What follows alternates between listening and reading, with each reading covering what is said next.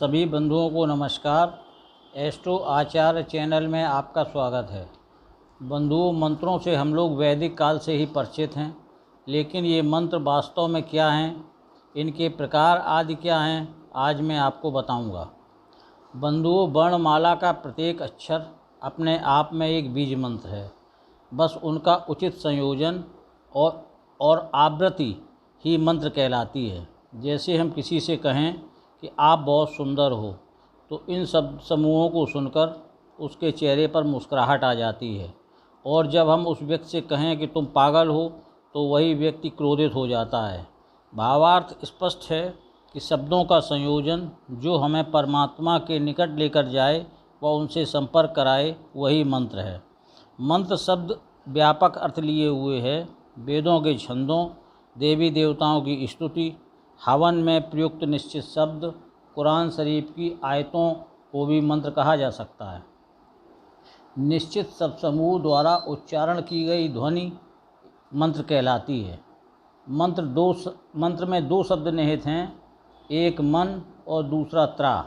मन का अर्थ प्राण और त्रा का अर्थ है रक्षा, अर्थात ऐसे शब्द समूह जो प्राण रक्षा कर सकें मंत्र हैं। ऋषियों ने भी जो मंत्र दिए हैं, उनमें तनिक भी परिवर्तन की गुंजाइश नहीं है। हमारा विश्वास है, श्रद्धा और शुद्धि से किया गया मंत्र अवश्य सिद्धि प्रदान करता है। मंत्र जाप का अर्थ है बारंबार आवृत्ति करना। बारंबार आवृत्ति से निकली ध्वनि वायुमंडल में प्रवाहित होकर हमारे इष्ट तक ले जाती है। अब मंत्रों की महत्ता जीवन से लेकर मृत्यु तक, अर्थात जन्म से लेकर मृत्यु तक सभी संस्कारों में मंत्र उच्चारण का विधान है। मुस्लिम मृत्यु के समय कुरान की आयतें, सिख गुरु ग्रंथ साहिब, ईसाई बाइबल तथा हिंदू वेद पुराण गीता का पाठ करते हैं। धारणा के अनुसार सभी को इसका फल भी मिलता है। वास्तव में इन सभी का उच्चारण मंत्र स्वरूप है। मंत्र सर्वत्र व्याप्त है। व्यक्ति के जीवन दर्शन, ललित कलाओं, लेखक, चित्रकार तथा व्यक्ति के सोचने के ढंग में भी मंत्र व्याप्त है। मंत्रों की उत्पत्ति एवं विकास। मंत्रों की उत्पत्ति का काल क्या है, ये कब रचे गए, यह कोई नहीं जानता। इसके निर्माणकर्ता ऋषि मुनियों को माना जा सकता है। विश्व के सबसे प्राचीनतम ग्रंथ ऋग्वेद में मंत्रों का अति विकसित रूप उपलब्ध है। यजुर्वेद, सामवेद तथा अथर्ववेद में भी मंत्र विकसित रूप में अंकित हैं। ग्रंथ, संहिता, अरण्यक और उपनिषद तो हैं ही वेदों के बाद की रचनाएं। मंत्रों में ध्वनि का महत्व। उच्चारण की दृष्टि से मंत्रों की दो स्थितियां हैं, पहली गोपन और दूसरी स्फुट। कुछ विद्वानों का मत है कि उच्चारण से मंत्र की ध्वनि शक्ति क्षीण हो जाती है, अतः गोपन बिना उच्चारण के मंत्र जाप करना चाहिए, क्योंकि मनन, मौन जाप से ही व्यक्ति की अंतर चेतना का मंत्र के साथ योग बन जाता है और तब उस मंत्र में निहित देवता से साधक का तारतम्य बनता है। वास्तव में शब्दों का संयोजन ही मंत्र शक्ति है। पृथ्वीराज चौहान ने अपने शत्रु को शब्दभेदी बाण चलाकर ही मारा था। पृथ्वीराज चौहान के सखा चंद्रवरदाई ने शब्द रूपी मंत्र से ही पृथ्वीराज चौहान से शत्रु को निशाना साधने को एक दोहा पढ़ा था, जो दोहा है 4 बांस 24 गज, अंगुल अष्ट प्रमाण, ताए खड़े सुल्तान हैं मच्छू को चौहान। इसी दोहा के आधार पर पृथ्वीराज चौहान ने सुल्तान का वध कर दिया था। अतः ध्वनि का महत्व इससे समझ आता है। मंत्रों में नाद, स्वर व व्यंजन। सभी देवी देवताओं के रूप गुण को प्रकट करने के लिए स्वर, व्यंजन, नाद, बिंदु का प्रयोग किया जाता है।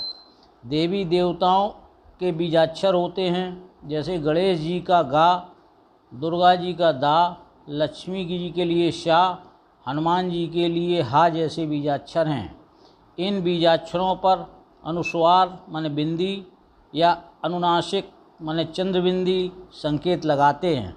इन्हें ही नाद कहते हैं। नाद ही देवता तक अभीष्ट को पहुंचाती है। इन्हीं बीजाक्षर और नादों से मिलकर देवी देवताओं के बीज मंत्र बनते हैं। जैसे राम के लिए राम, गणेश जी के लिए गम, हनुमान जी के लिए हम, दुर्गा जी के लिए दुम बीज मंत्र हैं। ओम बीज मंत्र परम पिता परमेश्वर ब्रह्मा विष्णु महेश की शक्ति का प्रतीक है। यह सृष्टि, वर्तमान और संहार का भी द्योतक है। अक्सर कथा कीर्तन में ओम, ओम नमः शिवाय, हरि ओम आदि मंत्रों का प्रयोग होता है। देवी देवताओं के बीजाक्षर या बीज मंत्र यंत्रों में भी प्रयोग होते हैं। जैसे ह्रीम, श्रीम, क्रीम में क्रमशः माया बीज, श्री बीज और काली बीज मंत्र हैं। इन बीज मंत्रों के जाप से ही देवी देवता की कृपा प्राप्त हो जाती है। लिंग के आधार पर मंत्र 3 प्रकार के होते हैं। पहला पुल्लिंग, दूसरा स्त्रीलिंग, तीसरा नपुंसक। जिन मंत्रों के अंत में हूँ या फट शब्द आता है वह पुल्लिंग मंत्र है, तथा जिन मंत्रों के अंत में स्वाहा शब्द आता है वह स्त्रीलिंग मंत्र है, और जिस मंत्र के अंत में नमा शब्द आता है वह नपुंसक मंत्र कहलाता है। ये तो मैंने आपको वैदिक मंत्रों के बारे में जानकारी दी। वैदिक मंत्रों के अलावा एक अन्य प्रकार के मंत्र हैं जिन्हें हम सावर मंत्र कहते हैं। भगवान शंकर के मुख से निकले ये अक्षर योजना बेमेल व अटपटी सी होती है। इनका कोई अर्थ हो यह आवश्यक नहीं। इसको सिद्ध करने के लिए विशेष अनुष्ठान, पुनश्चरण, हवन, तर्पण, दान आदि की आवश्यकता नहीं होती है। गोस्वामी तुलसीदास जी ने भी सावर मंत्रों के बारे में लिखा है। अनमिल आखर अर्थ न जापू, प्रगट प्रभाव महेश प्रतापू। ऐसा लगता है सावर मंत्र प्रचलित भाषा में जनसाधारण के उपयोग के लिए रचे गए। इन मंत्रों को जाप करने पर सामान्यतः उच्चारण आवृत्ति निकलती है। ये होली, दीपावली, ग्रहण व शिवरात्रि पर रात में जप कर सिद्ध कर लिए जाते हैं, फिर 1 वर्ष तक प्रभावी रहते हैं। अगले वर्ष उसी पर्व पर पुनः जप कर सिद्ध कर लिया जाता है। गांव के ओझा तांत्रिक ज़्यादातर इन्हीं मंत्रों का प्रयोग करते हैं। इन मंत्रों की रचना गुरु यतेंद्रनाथ एवं गुरु गोरक्षनाथ द्वारा भी की गई मानी जाती है, जिन्हें भगवान शिव का आशीर्वाद प्राप्त था।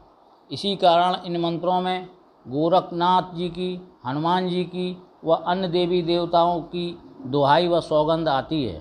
रोगों के नाश, नज़र उतारने, भूत प्रेत बाधा निवारण सहित मनुष्य की प्रत्येक समस्या के लिए सावर मंत्र उपलब्ध हैं। वैदिक मंत्रों की जप विधि में आपको संक्षेप में बताऊंगा। मंत्र का जाप निर्धारित मास, दिवस, नक्षत्र व पक्ष में करना चाहिए। नंबर 2, एक बार में जितना संकल्प लें उससे कम संख्या में न जपें व जाप बीच में न छोड़ें। नंबर 3, मंत्र जाप मंदिर, गुरुद्वारा, पूजा स्थल, गुफा, सुरंग, निर्जन स्थान या नदी के किनारे किया जा सकता है। धरती पर बैठकर साधना न करें। कुश का आसन, ऊन का आसन, मृगासन आदि मंत्र के प्रकार व साधना के उद्देश्य के अनुसार आसन का प्रयोग करना चाहिए। षटकर्मों जैसे शांति कर्म, उच्चाटन, मोहन, आकर्षण, विद्वेषण और मारण जैसे कृत्यों में कृत्य के अनुसार आसन व माला का प्रयोग करना चाहिए। अगला है जाप से पूर्व मंत्रों से दिशाओं व आसन का कीलन कर दें, जिससे जाप में कोई बाधा ना आए। नंबर 7, जाप के लिए माला, रुद्राक्ष, कमलगट्टा, स्फटिक, तुलसी, मूंगा, हाथी दांत, शंख बीज आदि मंत्र विशेष के लिए निर्धारित किसी एक माला से जाप करना चाहिए। 8, प्रत्येक जाप के बाद कुल जप का 10% मार्जन, 10% हवन व 10% तर्पण आवश्यक है। जाप करने में दिशा, प्रसाद, फल, फूल, हवन सामग्री का प्रयोग जप विधान के अनुसार करना चाहिए। बंधुओं, मंत्र शास्त्र इतना विशाल है कि संपूर्ण की व्याख्या कभी समाप्त नहीं हो सकती। मैंने मंत्रों के बारे में प्रारंभिक जानकारी आपको उपलब्ध कराई। विश्वास है कि आपको पसंद आई होगी। कमेंट में बताइए। साथ ही जिन बंधुओं ने अभी तक चैनल सब्सक्राइब नहीं किया है उनसे विनम्र अनुरोध है, कृपया चैनल को सब्सक्राइब करें, वीडियो को लाइक और शेयर करें एवं नोटिफिकेशन बेल को दबाएं, जिससे मेरे प्रत्येक वीडियो की जानकारी आपको तुरंत मिलती रहे। सभी को सादर नमस्कार, धन्यवाद।